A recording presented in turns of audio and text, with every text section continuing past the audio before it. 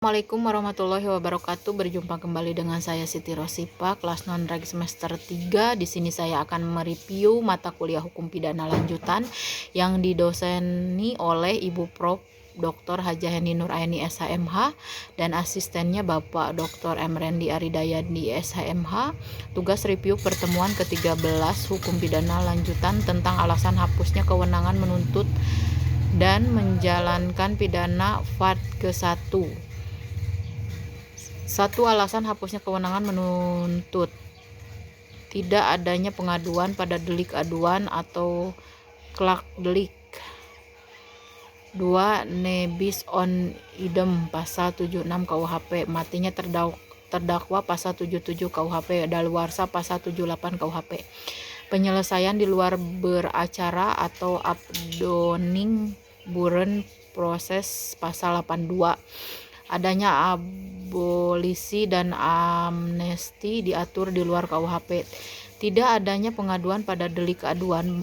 Dalam buku 1 KUHP tidak ada pengaturan khusus tentang delik aduan, melainkan diatur dalam buku 2 KUHP tentang kejahatan, sedangkan dalam buku 3 tidak dikenal adanya delik aduan. Macam-macam delik aduan. Delik aduan mutlak atau absolut adalah suatu delik tindak pidana yang karena sifatnya sendiri dari kejahatan, maka hanya dengan pengadilanlah baru dapat dituntut yang diadukan perbuatannya saja. Contoh kasus perzinahan yang dilakukan oleh orang yang sudah menikah. 2. Delik aduan relatif adalah delik aduan yang tidak bergantung pada sifat kejahatan, melainkan pada hubungan antara si pelaku dengan kejahatan itu atau pembantunya dan orang yang dikenai kejahatan itu, yang diadukan orangnya saja. Contoh kasus mencuri terhadap harta orang tua. Keistimewaan atau kekhususan delik aduan absolut. Dalam delik aduan absolut yang diadukan adalah peristiwa hukumnya. Dalam delik aduan absolut pengaduannya tidak dapat dipisah-pisahkan atau unfeasible. Artinya dengan adanya pengaduan berarti berlaku untuk semua pelaku kejahatan walaupun tidak disebutkan satu persatu. Oleh karena itu dalam delik aduan yang absolut pengaduan mutlak harus ada, sebab tanpa pengaduan pelaku dan peserta lainnya tidak dapat dituntut. Keistimewaan delik aduan relatif. Dalam delik aduan relatif yang diadukan adalah orang yang disangka telah melakukan tindak pidana. 2. Dalam delik aduan relatif pengaduannya dapat dipisahkan atau split bar. Artinya pelaku peserta kejahatan tidak dapat dituntut apabila tidak disebutkan. Jadi yang disebutkan saja yang menjadi pelaku tindak pidana. Siapakah yang berhak mengadu? Berdasarkan pasal 72 dan pasal 73 KUHP dapat disimpulkan bahwa yang berhak mengadu adalah orang atau mereka yang terkena kejahatan. Misalnya pasal 3119 KUHP penghinaan yang diancam dengan pidana menurut bab ini tidak dituntut jika tidak ada pengaduan dari orang yang terkena kejahatan itu. Pasal 322 ayat 2 tentang membuka rahasia yang berbunyi, jika kejahatan dilakukan terhadap seseorang tertentu maka perbuatan itu hanya dapat dituntut atas pengaduan orang itu. Tenggang waktu pengaduan. Sejak saat orang yang berhak mengadu mengetahui adanya kejahatan, hal ini berlaku baik untuk delik aduan absolut maupun relatif.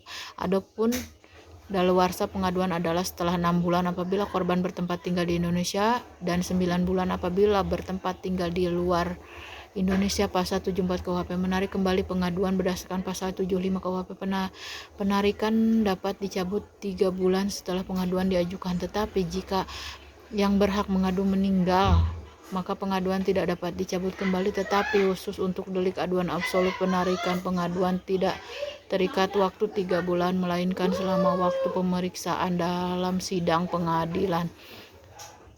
2. Ne bis in idem diatur dalam pasal 76 KUHP. Istilah ne bis in idem nemo debet bis peraki yang berarti jangan 2 kali yang sama. Dasar ratio dari asas ini untuk menjaga martabat wibawa pengadilan. untuk kepastian hukum bagi terdakwa yang telah mendapat keputusan hakim. Tujuan dari dasar ini adalah: 1. Jangan sampai pemerintah berulang-ulang membicarakan tentang peristiwa yang sama itu juga, sehingga dalam suatu peristiwa ada beberapa putusan-putusan yang rupa-rupa yang akan mengurangkan kepercayaan rakyat terhadap pemerintah. 2. Sekali orang sebagai terdakwa harus diberi ketenangan hati. Janganlah orang dibiarkan terus-menerus dengan perasaan terancam oleh bahaya penuntutan kembali dalam peristiwa yang sekali telah diputus. Berlakunya dasar ne bis in idem itu digantungkan kepada hal bahwa terhadap seorang itu juga mengenai peristiwa yang tertentu telah diambil keputusan oleh hakim dengan vonis yang tidak diubah lagi. Putusan ini berisi penjatuhan hukuman foredeling. Dalam hal ini oleh hakim diputuskan bahwa terdakwa terang salah telah melakukan peristiwa pidana yang dituduhkan kepadanya, atau B. Pembebasan dari penuntutan hukuman. Dalam hal ini hakim memutuskan bahwa peristiwa yang dituduhkan kepada terdakwa itu dibuktikan dengan cukup terang. Akan tetapi peristiwa itu ternyata bukan peristiwa pidana, atau terdakwanya kedapatan tidak dapat dihukum karena tidak dapat dipertanggungjawabkan atas perbuatannya itu. Atau putusan bebas Pritzpak. Putusan ini berarti bahwa kesalahan terdakwa atau peristiwa yang dituduhkan kepadanya tidak cukup buktinya. Syarat-syarat mi bis in idem. 1. Asas atas putusan hakim yang mempunyai kekuatan hukum tetap. Putusan yang dijatuhkan berlaku untuk orang yang sama.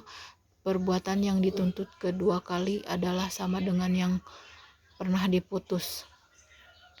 3. Matinya terdakwa. Pasal 77 KUHP. Kewenangan menuntut pidana menjadi hapus dengan matinya terdakwa. Hal ini didasarkan karena subjek hukum pidana hanyalah orang, sehingga yang dapat mempertanggungjawabkan suatu perbuatan yang berupa tindak pidana hanyalah pelaku tindak pidana tersebut. Dalam pasal ini terletak satu prinsip bahwa penuntut hukuman itu harus ditujukan kepada diri pribadi orang. Jika orang yang dituduh telah melakukan peristiwa pidana itu meninggal dunia, maka tuntutan atas peristiwa itu habis sampai demikian saja. Artinya tidak dapat